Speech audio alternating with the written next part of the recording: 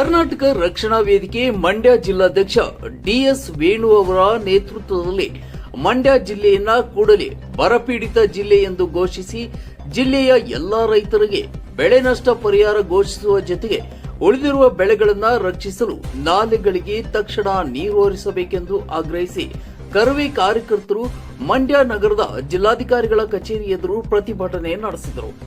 ಇನ್ನು ಈ ಸಂದರ್ಭದಲ್ಲಿ ಮಾತನಾಡಿದ ಕರ್ನಾಟಕ ರಕ್ಷಣಾ ವೇದಿಕೆ ಮಂಡ್ಯ ಜಿಲ್ಲಾಧ್ಯಕ್ಷ ಡಿಎಸ್ ವೇಣು, ಮಂಡ್ಯ ಜಿಲ್ಲೆಯಲ್ಲಿ ಸುಮಾರು 60% ಕೃಷಿ ಭೂಮಿಯಲ್ಲಿ ಕಬ್ಬು, ಭತ್ತ, ಹಣ್ಣು, ತರಕಾರಿ ಹಾಗೂ ವಿವಿಧ ತೋಟಗಾರಿಕಾ ಬೆಳೆಗಳನ್ನ ಬೆಳೆದಿದ್ದು ಮಳೆಯ ಕೊರತೆಯಿಂದ ಬಹುತೇಕ ಬೆಳೆಗಳು ಒಣಗುವ ಹಂತಕ್ಕೆ ತಲುಪಿವೆ. ರೈತರು ತೀವ್ರ ಸಂಕಷ್ಟದಲ್ಲಿದ್ದು ಸರ್ಕಾರ ತಕ್ಷಣ ಮಧ್ಯಪ್ರವೇಶಿಸಬೇಕೆಂದು ಒತ್ತಾಯಿಸಿದರು. ಈ ಹಿಂದೆ ಕೆಆರ್ಎಸ್ ಜಲಾಶಯದಲ್ಲಿ 75 ಅಡಿ ನೀರಿದ್ದ ಸಂದರ್ಭದಲ್ಲಿಯೂ ಬೆಳೆಗಳ ರಕ್ಷಣೆಗೆ ನಾಲೆಗಳಿಗೆ ನೀರು ಹರಿಸಲಾಗಿತ್ತು. ಆದರೆ ಈಗ ಜಲಾಶಯದಲ್ಲಿ ಸುಮಾರು 92 ಅಡಿ ನೀರಿದ್ದರೂ ನೀರು ಹರಿಸಲು ಸರ್ಕಾರ ಮುಂದಾಗಿಲ್ಲ. ಕಟ್ಟು ಪದ್ಧತಿಯಲ್ಲಿ ನಾಲೆಗಳಿಗೆ ನೀರು ಹರಿಸಿದರೆ ಉಳಿದಿರುವ ಬೆಳೆಗಳನ್ನು ಉಳಿಸುವುದರ ಜೊತೆಗೆ ರೈತರ ಬದುಕನ್ನ ಕಾಪಾಡಬಹುದೆಂದು ಹೇಳಿದರು. ಮುಂಗಾರು ಮಳೆ ಕೈಕೊಟ್ಟು ಹಲವು ತಿಂಗಳುಗಳಾಗಿದ್ದು ಬಿತ್ತನೆ ಕಾರ್ಯವು ಹಿನ್ನಡೆಯಾಗಿದೆ. ಈ ಹಿನ್ನೆಲೆಯಲ್ಲಿ ಕೂಡಲೇ ಮಂಡ್ಯ ಜಿಲ್ಲೆಯನ್ನ ಬರಪೀಡಿತ ಜಿಲ್ಲೆ ಎಂದು ಘೋಷಿಸಿ ಪ್ರತಿ ಎಕರೆಗೆ 50,000 ರೂಪಾಯಿ ಪರಿಹಾರ ನೀಡಬೇಕೆಂದು ಕೇಂದ್ರ ಹಾಗೂ ರಾಜ್ಯ ಸರ್ಕಾರಗಳನ್ನು ಆಗ್ರಹಿಸಿದರು.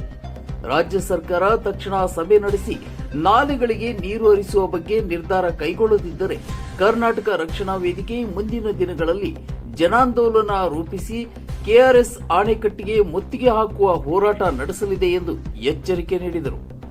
ಜಿಲ್ಲೆಯ ಜನಪ್ರತಿನಿಧಿಗಳು ಕೇವಲ ಹೇಳಿಕೆಗಳಿಗೆ ಸೀಮಿತರಾಗದೆ ರೈತರ ಪರವಾಗಿ ನಿಲ್ಲಬೇಕು. ರೈತರ ಸಂಕಷ್ಟಕ್ಕೆ ತಕ್ಷಣ ಸ್ಪಂದಿಸಿ ಬೆಳೆ ನಷ್ಟ ಪರಿಹಾರ ಘೋಷಿಸಿ ಅವರ ಬದುಕನ್ನು ಉಳಿಸುವ ಕ್ರಮ ಕೈಗೊಳ್ಳಬೇಕೆಂದು ಒತ್ತಾಯಿಸಿದರು. ಕರವೇ ಸಾಮಾಜಿಕ ಜಾಲತಾಣ ಕರವೇ ಹೋರಾಟಗಳು ಕನ್ನಡ ಕರವೇ ಮಂಡ್ಯ. ಜೊತೆಗೆ ಸರ್ಕಾರ ಮಾತ್ರ ಎಚ್ಚೆತ್ತುಕೊಳ್ತಾ ಇದೆ. ಏನು ಕರ್ನಾಟಕ ರಕ್ಷಣಾ ವೇದಿಕೆ ಸನ್ಮಾನ್ಯ ನಮ್ಮ ರಾಜ್ಯಾಧ್ಯಕ್ಷ ಟಿ ಎ ನಾರಾಯಣಗೌಡ ನೇತೃತ್ವದಲ್ಲಿ ಕರ್ನಾಟಕದ ಉದ್ದಕ್ಕೂ ಕಳೆದ 28 ವರ್ಷಗಳಿಂದ ಕನ್ನಡ ನಾಡು ನುಡಿ ಜಲ ಭಾಷೆ ಅವಿರತವಾಗಿ ಏನು ಹೋರಾಟಗಳನ್ನ ಮಾಡ್ಕೊಂಡು ಬಂದಿದೆ. ಅದೇ ರೀತಿ ಕರ್ನಾಟಕ ರಕ್ಷಣಾ ವೇದಿಕೆ ಮಂಡ್ಯ ಜಿಲ್ಲಾ ಘಟಕ ಇವತ್ತು ಮಂಡ್ಯ ಜಿಲ್ಲೆಯ ರೈತ ಪರವಾಗಿ ಒಂದು ಚಳುವಳಿಯನ್ನು ಪ್ರತಿಭಟನೆಯನ್ನು ಇಟ್ಕೊಳ್ಳುವಂಥದ್ದು ಮಾಡಿದ್ದೀವಿ.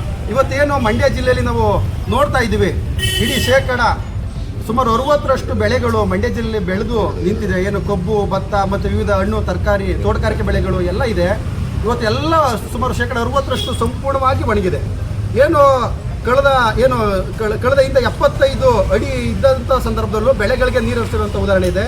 ಈಗ 92 ಅಡಿ ಕೆಆರ್ಎಸ್ ಡ್ಯಾಮಲ್ಲಿ 92 ಅಡಿ ನೀರಿದೆ.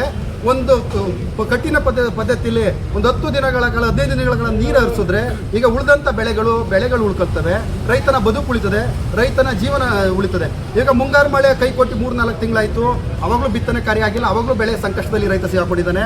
ಜೊತೆಗೆ ಇವಾಗ ಅವನು ಅಲ್ಪ ಸ್ವಲ್ಪ ಅವನ ಒಂದು ಇದರಲ್ಲಿ ಬೆಳೆ ಬೆಳೆದದ್ದು ಇವಾಗ ಬೆಳೆದಂಥ ಕಬ್ಬು ಸಹ ಸಂಪೂರ್ಣವಾಗಿ ಎಲ್ಲ ನಾಶ ಆಗ್ತಾ ಇದೆ. ಹಾಗಾಗಿ ಮಂಡ್ಯ ಜಿಲ್ಲೆಯನ್ನ ರಾಜ್ಯ ಸರ್ಕಾರ ಮತ್ತು ಕೇಂದ್ರ ಸರ್ಕಾರ ನಾವು ಇಡೀ ಎರಡೂ ಸರ್ಕಾರನ ಒತ್ತಾಯ ಮಾಡ್ತಾ ಇದ್ದೀವಿ. ಕರ್ನಾಟಕ ರಕ್ಷಣಾ ವೇದಿಕೆ ವತಿಯಿಂದ ಬರಪೀಡಿತ ಜಿಲ್ಲೆ ಅಂತ ಘೋಷಣೆ ಮಾಡಿ ಪ್ರತಿ ರೈತನಿಗೂ ಪರಿಹಾರ ಘೋಷಣೆ ಮಾಡಬೇಕು ಅಂತೇಳಿ ಕರ್ನಾಟಕ ರಕ್ಷಣಾ ವೇದಿಕೆ ಮಂಡ್ಯ ಜಿಲ್ಲಾ ಘಟಕ ಇವತ್ತು ಹೋರಾಟನ ಇಟ್ಕೊಂಡಿದೆ.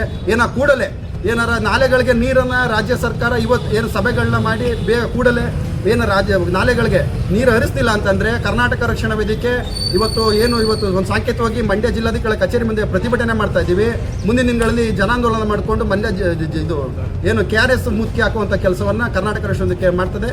ಕೂಡಲೇ ರಾಜ್ಯ ಸರ್ಕಾರ ನಾಲೆಗಳಿಗೆ ನೀರು ಹರಿಸುವಂಥದ್ದನ್ನ ಮಾಡಬೇಕು ಅಂತೇಳಿ ನಾವು ಈ ಸಂದರ್ಭದಲ್ಲಿ ಜೊತೆಗೆ ಮಂಡ್ಯ ಜಿಲ್ಲೆ ಇರುವಂಥ ಎಲ್ಲ ಜನಪ್ರತಿನಿಧಿಗಳು ಇದುವರೆಗೆ ಧ್ವನಿ ಎತ್ತಿಲ್ಲ. ಸುಮ್ಮನೆ ಬೂಟಾಟಿಕೆಯ ಒಂದು ಹೇಳಿಕೆಗಳನ್ನ ಕೊಡ್ಕೊಂಡು ಓಡಾಡ್ತಾ ಇದ್ದಾರೆ. ರೈತರ ಪರ ಯಾವ್ರಿಗೆ ಕಾಳಜಿ ಇಲ್ಲ. ಏನು ಮಾಡಬೇಕು ಇವತ್ತು ಸಭೆಗಳನ್ನ ಮುಖ್ಯಮಂತ್ರಿಗಳನ್ನ ಗಮನ ಸೆಳೆದು ನಾಲೆಗಳಿಗೆ ನೀರು ಹರಿಸಬೇಕು ಅನ್ನೋದು ಯಾವುದೇ ಜಿಲ್ಲೆಯ ಯಾವುದೇ ಪಕ್ಷದ ಜನಪ್ರತಿನಿಧಿಗಳಿಗಿಲ್ಲ. ಅವರೆಲ್ಲ ಸುಮ್ಮನೆ ಬೂಟಾಟಿಕೆ ಹೇಳಿಕೆ ಕೊಡೋದನ್ನ ನಿಲ್ಲಿಸಿ ಕೂಡಲೇ ರೈತರ ಸಂಕಷ್ಟಕ್ಕೆ ನಿಲ್ಲಬೇಕು. ಜೊತೆಗೆ ಇವತ್ತೇನು ಬೆಳೆ ನಷ್ಟ ಆಗಿದೆ ಮತ್ತು ಮಂಡ್ಯ ಜಿಲ್ಲೆಯ ಬರಪೀಡಿತ ಜಿಲ್ಲೆ ಅಂತ ಘೋಷಣೆ ಮಾಡಿ ರಾಜ್ಯ ಸರ್ಕಾರದಿಂದ ಎಕರೆಗೆ 50,000 ಘೋಷಣೆ ಮಾಡಬೇಕು ಅಂತೇಳಿ ಈ ಸಂದರ್ಭದಲ್ಲಿ ನಾವು ಒತ್ತಾಯ ಮಾಡ್ತೀವಿ. ರಾಜ್ಯ ಮತ್ತು ಕೇಂದ್ರ ಸರ್ಕಾರ ಎರಡನ್ನೂ ನಾವು ಕೇಳ್ತೀವಿ.